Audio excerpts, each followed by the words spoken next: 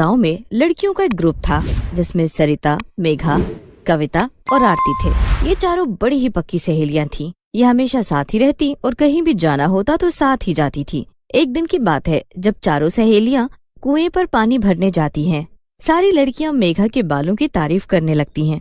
दरअसल मेघा के बाल बहुत ही लंबे और घने होते हैं। ऐसे बाल पूरे गांव में किसी भी लड़की के नहीं होते। मेघा को भी अपने बालों से बहुत ही प्यार होता है। वो अपने बालों का बड़ा ही ध्यान रखती है।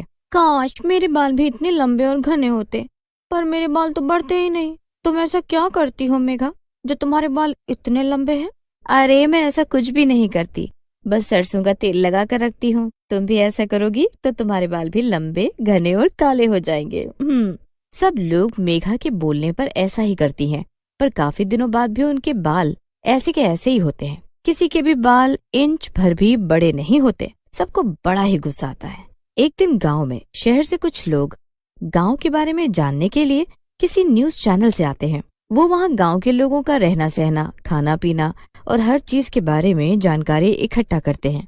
चैनल वालों के साथ एक लड़का भी आया होता है जो बेहद ही सुंदर होता है। वो पूरे गांव में एक एक आदमी के पास जाकर गांव के बारे में जानने की कोशिश करता है। उस लड़के का नाम रोहित होता है। एक दिन रोहित गांव के कुछ लड़कों से बातें कर रहा होता है कि तभी उसकी नजर मेघा पर पड़ती है। रोहित उसे देखता है तो देखता ही रह जाता है। इतने लंबे और सुंदर बाल, ऐसे बाल तो मैंने कभी नहीं देखे। और ये लड़की भी कितनी सुंदर है। रोहित जब मेघा को देख रहा होता है तब मेघा अपनी सहेलियों के साथ खड़ी होती है। अचानक आरती की नजर रोहित पर पड़ती है और वो बोल पड़ती है, ये लड़का कितना सुंदर है ना। कौन लड़का?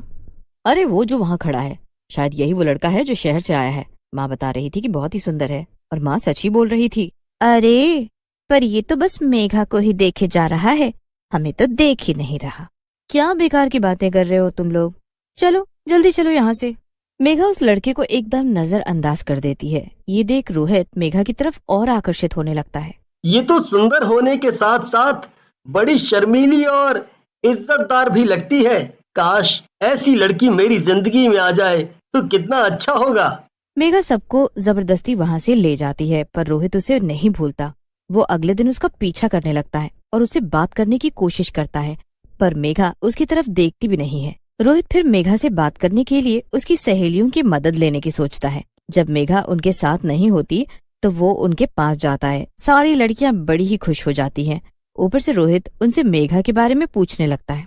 क्या हुआ आप लोगों को? बताओ ना उस लड़की के बारे में। क्या नाम है उसका और कहाँ रहती है, करती क्या है, और बाकी सब कुछ जानना चाहता हूँ मैं उसके बारे में। अरे ऐसा क्या है उस लड़की में वैसे? उसके लंबे काले घने बाल। सच बताओ तो मैं बचपन से ही अपनी माँ से बोलता आ रहा हूँ कि मुझे ऐसी लड़की से शादी करनी है जिसके लंबे लंबे बाल हों और वो बड़ी ही खूबसूरत हो। वो अमीर हो या गरीब, उससे मुझे कुछ मतलब नहीं। तो तुम्हें मेघा इतनी पसंद आ गई है क्या? तीनों लड़कियों को बहुत गुस्सा आता है और खासकर आरती को, क्योंकि वो मन ही मन उस लड़के को बहुत ज्यादा पसंद करने लगती है। वो रोहित को मेघा के बारे में कुछ भी नहीं बताती और वहाँ से अजीब सा मुंह बनाकर निकल जाती है।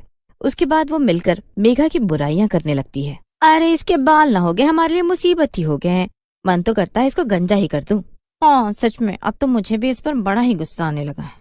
मुझसे ज्यादा नहीं आता होगा। एक काम करते हैं, आज रात जब ये आंगन में सो रही होगी तो हम इसके घर जाएंगे। ये रात को हमेशा एक दिया अपने आसपास जलाकर सोती है, तो बस उसी दिए को हमें इसके बालों तक खिसकाना है और फिर हमारा काम हो जाएगा। अरे वाह, क्या कमाल का आइडिया है। इसे सुनकर तो मजा ही आ गया। फिर तो वो लड़का इस गंजी की तरफ देखेगा भी नहीं। कितनी बदसूरत लगेगी ये बिना बालों के। रात को तीनों लड़कियां मेघा के घर जाती हैं। वो चुपके से मेघा को देखती रहती हैं कि मेघा कब सोने के लिए आंगन में आए। कुछ देर बाद मेघा आंगन में दिया जलाकर सो जाती है। बस फिर तभी मौका देखकर आरती उसके पास आती है और दिए को उसके लंबे बालों के पास रख देती है। उसके बाद वो फटाफट वहां से भाग जाती है और दूर से ही सब उसको देखती रहती हैं। कुछ ही मिनटों में मेघा के लंबे लटके हुए बाल दिए की आग को पकड़ लेते हैं। मेघा के बालों में आग लग जाती है और धीरे धीरे वो ऊपर आने लगती है। तीनों लड़कियां दूर से उसे देखकर बड़ी खुश होती हैं, पर आग इतनी ज्यादा बढ़ जाती है कि वो मेघा के पूरे शरीर पर फैल जाती है। मेघा जोर जोर से चिल्लाने लगती और खुद को बचाने के लिए यहाँ वहाँ भागने लगती है। बचाओ बचाओ, कोई तो बचाओ मुझे, मैं जलकर मर जाऊंगी। दूर से लड़कियां उसे ऐसे जलते देखकर घबरा जाती हैं। अरे ये तो जल रही है, अब हम क्या करें? जल्दी भागो यहाँ से, वरना सारा नाम हम पर ही आएगा कि हम इतनी रात को यहाँ क्या कर रही थी। मेघा उनकी आंखों के सामने जलने लगती है और जलते जलते वो अपनी सहेलियों को वहां छुपे हुए देख लेती है। वो उनको इशारा भी करती है, पर वो तीनों वहां से भाग जाती हैं। मेघा वहीं गिर जाती है और जलकर मर जाती है। उस दिन उसके माँ बाप भी घर पर नहीं होते, इसीलिए उसे बचाने वाला कोई नहीं होता। मेघा मरने के बाद चुड़ैल में बदल जाती है, काले लंबे बालों वाली चुड़ैल। आखिर मेरी सहेलियों ने मुझे बचाया क्यों नहीं? क्यों भाग गई वो मुझे जलता देखकर? क्यों वो यहाँ आई थी इतनी रात को और क्यों वो छुप कर खड़ी थी? जरूर कुछ गड़बड़ है और मैं इसका पता लगा कर रहूंगी। अगली सुबह रोहित वहाँ पूरे चैनल के साथ आ जाता है। तब तक उसके माँ बाप भी घर वापस लौट आते हैं और अपनी बेटी को ऐसे जला देखकर उनसे ये सदमा बर्दाश्त ही नहीं हो रहा होता। उनका रो रो कर बुरा हाल हो रखा होता है। काले लंबे बालों वाली चुड़ैल जो उनकी बेटी होती है, वो वही खड़ी सब कुछ देख रही होती है, पर कोई भी उसे देख नहीं पा रहा होता। वहाँ रोहित भी खड़ा होता है और उसे भी मेघा के मरने का बहुत दुख होता है। ये आत्महत्या है या किसी ने मेघा को मार डाला? मैं इस बात का पता लगा कर रहूंगा। रोहित इस बात का पता लगाने के लिए सबसे पहले उसकी सहेलियों के पास जाता है। सारी सहेलियां झूठ बोल देती हैं कि वो शाम से घर से ही नहीं निकली और काले लंबे बालों वाली चुड़ैल ये सुनकर हैरान रह जाती है। ये तीनों तो उस वक्त वहीं थी, तो ये झूठ क्यों बोल रही हैं? चुड़ैल उन लड़कियों के पीछे पीछे घूमती रहती है और आखिरकार तीनों लड़कियां उस रात के बारे में बात करने लगती हैं। ये रोहित यहाँ से कब जाएगा? ये तो हमारे पीछे ही पड़ गया है। कहीं से पता न चल जाए कि हम उस मेघा के बाल जलाने गए थे और हमारी वजह से ही वो मर गई। क्या ये तीनों उस रात मेरे बाल जलाने आई थी? ये तीनों मेरे साथ इतना बुरा कैसे कर सकती हैं? इन्होंने ये मेरे साथ अच्छा नहीं किया। मेरे बालों से इन्हें इतनी चिढ़ थी क्या? मैं किसी को नहीं छोड़ूंगी अब। चुड़ैल सबसे पहले अपना बदला लेने का सोच लेती है। रात होते ही वो सबसे पहले कविता के घर जाती है। कविता अपने बिस्तर पर सो रही होती है। चुड़ैल उसके पास आकर खड़ी हो जाती है और चुड़ैल के बाल लहराते हुए कविता के मुंह पर गिरने लगते हैं। कविता परेशान होकर उठ जाती है और अपने सामने एक लंबे बालों वाली चुड़ैल को देखकर चिल्लाने लगती है। चुड़ैल, चुड़ैल, बचाओ, बचाओ! तुझे मुझसे अब कोई नहीं बचा पाएगा। चुड़ैल अपनी चोटी कविता के गले में लपेट देती है।